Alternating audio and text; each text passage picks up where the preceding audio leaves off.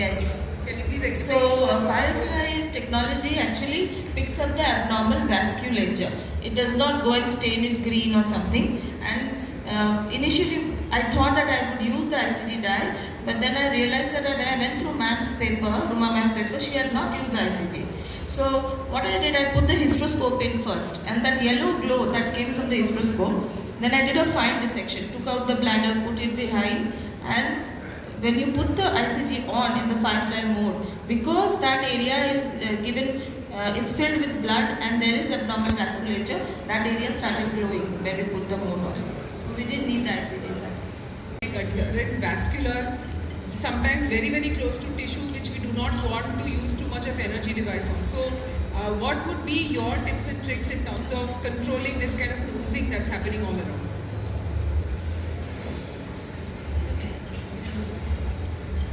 If you have multiple points of bleeders in the pelvis, how would you take care of this? Sometimes I ask the anesthetist to give injection pause. There's also, we give tab misoprostol before the surgery, and that also has been proven to be helpful in controlling these bleeders. And at the end, I sometimes use Intercede when the surgery is over. You have that Sure foam also that Yes. I use the Vicryl when I need to, and I use the barb suture when I need to. Depends on what I'm doing at what point of time and how I want to control the bleed.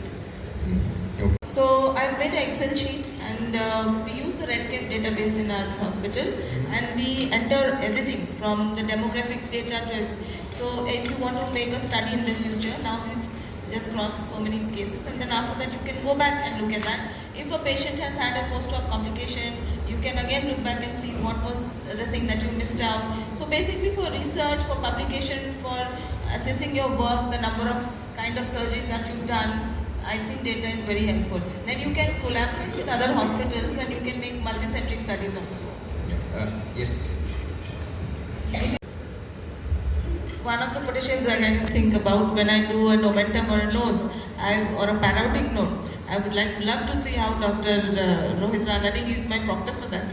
Exactly how he puts the ports, exactly how he's doing the economy of movements, which extra movements I'm making, which instrument I'm not using at all or which I should use better. So these finer aspects, it always helps when your proctor is around, especially when you're in the initial cases.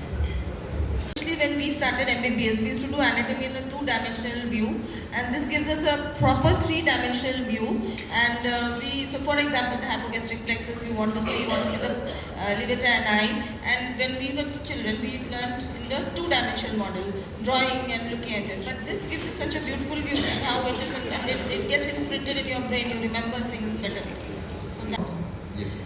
single port is the way to go. Maybe reduce the number of ports. Reduce the bulkiness of the arms a bit, maybe haptic feedback.